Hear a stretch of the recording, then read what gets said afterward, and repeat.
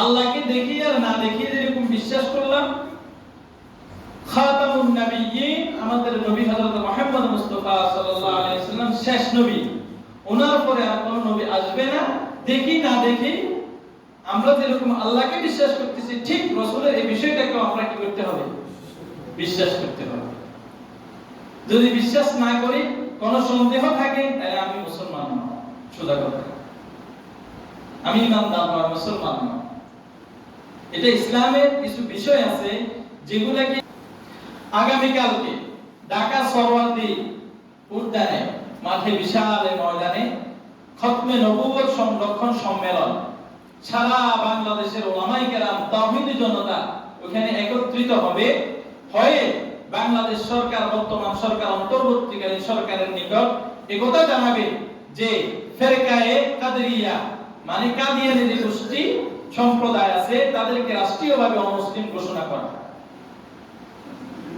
তারা মুসলমান নয়, তারা কাফের। তাদের যে আকীদা, তাদের যে বিশ্বাস, এই বিশ্বাস মুসলমানদের যে বিশ্বাস আকীদা, ওটার সাথে পরিপূর্ণ সাংঘর্ষিক। কি কি বিষয়, এটা আমি একটা দুইটা আপনাদের সামনে উপস্থাপন করব।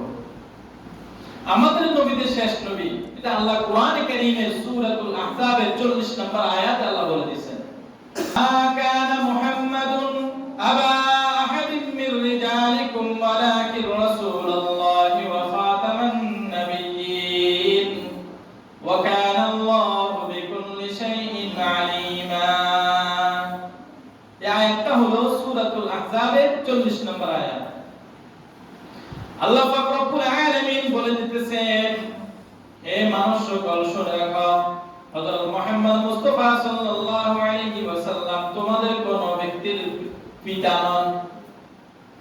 মা কানা মুহাম্মাদুন আবা আহাদিন মির রিজালিকুম, হযরত মুহাম্মদ মুস্তাফা সাল্লাল্লাহু আলাইহি ওয়াসাল্লাম তোমাদের কোন ব্যক্তির কি নন? পিতা নন। এই পৃথিবীর বুকে কোন ব্যক্তি পিতা হিসেবে স্বীকৃতি নয় পান নাই হযরত মুহাম্মদ মুস্তাফা সাল্লাল্লাহু আলাইহি ওয়াসাল্লাম। তবে তিনার চারজন কি ছিলেন?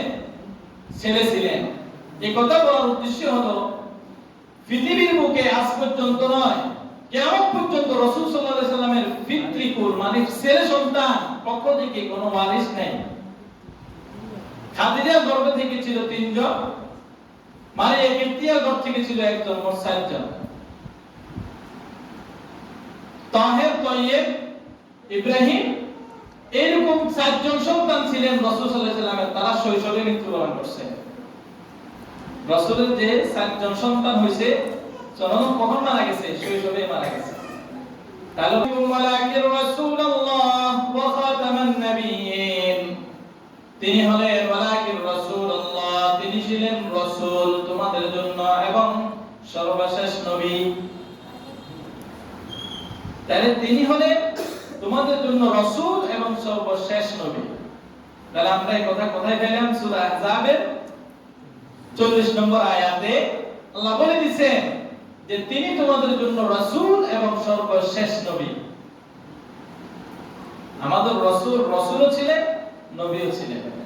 এজন্য আল্লাহ বলে দিয়েছেন তিনি তোমাদের জন্য হলেন রাসূল এবং শেষ নবী। ওয়া কানা আল্লাহু বিকুল্লি শাইইন আলীমা। আল্লাহ পাক রব্বুল আলামিন সর্বত্র সব বিষয়ে জ্ঞাত। সব বিষয়ে আল্লাহ পাক রব্বুল আলামিন জ্ঞাত, মানে তিনি জানেন, তিনি অবগত আছেন। তাহলে কোরআনে কারীমের আয়াতের দ্বারা বুঝতে পারলাম আমাদের নবী শেষ নবী, ওনার পরে আর কোনো নবী আসার কোনো সুযোগ নেই। এরপর রাসূল হাদিস দ্বারা বলতেছেন, ক্বালা রাসূলুল্লাহ সাল্লাল্লাহু আলাইহি ওয়াসাল্লাম আনা খাতামুন নাবিয়্যিন লা নাবিয়্যা বাদি, আমি শেষ নবী, আমার পরে আর কোনো নবী আসবে না। রাসূল নিজেই বলে গেছেন যে আমি শেষ নবী, আমার পরে আর কোনো নবী পৃথিবীর বুকে আর আসবে না। একই হাদিস অন্যভাবে বলছেন, قال رسول الله صلى الله عليه وسلم أنا خاتم النبيين وأنتم آخر الأمم, আমি হলাম শেষ নবী, তোমরা হলা আমি শেষ নবীর উম্মত, আমি শেষ নবী, তোমরা আমি শেষ নবীর উম্মত। আল্লাহ রাসূল আমাদেরকে উম্মত হিসেবে কি দিয়ে গেছেন? স্বীকৃতি দিয়ে গেছেন। তাহলে আমরা যদি উম্মত হয়ে থাকি, এই উম্মতটা রাসূলের জমানা থেকে শুরু করে কিয়ামত পর্যন্ত আনে ওয়ালা যত আদম আছে সবাই রাসূলের উম্মত। এই উম্মতের ভিতরে কেউ কাফের, কেউ মুশরিক, কেউ ইহুদি, কেউ নাসারা, কেউ খ্রিস্টান। এটা কেন? আত্মবিশ্বাসের উপর, আত্মবিশ্বাসের উপর।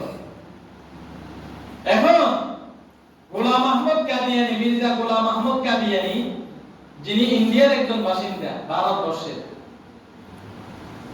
উনি বিভিন্ন সিস্টেমে বিভিন্ন সময়ে মুসলমান ইমানদারদের সাথে, উলামায়ে কেরামদের সাথে, ইসলামের বিভিন্ন বিষয়ের সাথে ওনার মতাদর্শের সাথে সাংঘর্ষিক।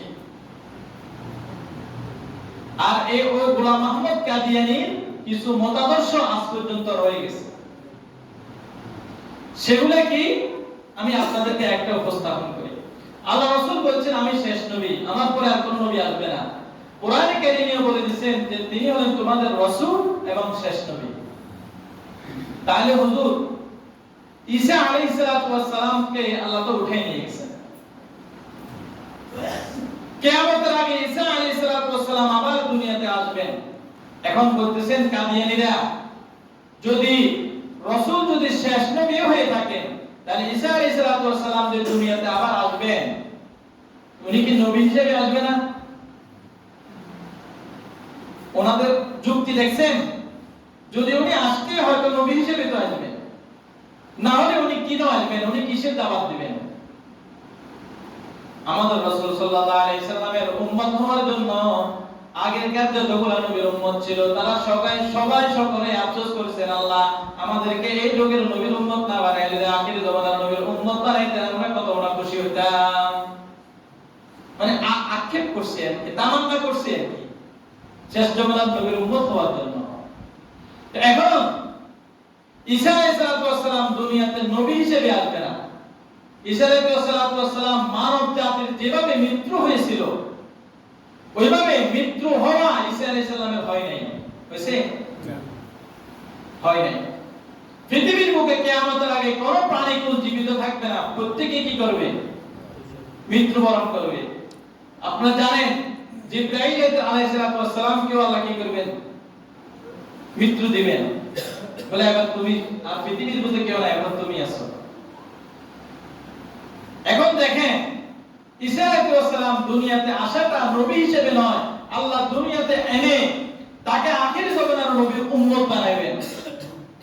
আখির জামানার নবীর উম্মত বানাবেন। তিনাকে দিয়া সারা পৃথিবীর ভিতরে ইসলামের বাস্তবতা বিধানকে অটুট রাখবেন, ফিটিং করবেন। সারা পৃথিবীর বুকে ইসলামকে, ইসলামের পতাকাকে উত্তোলন করবেন।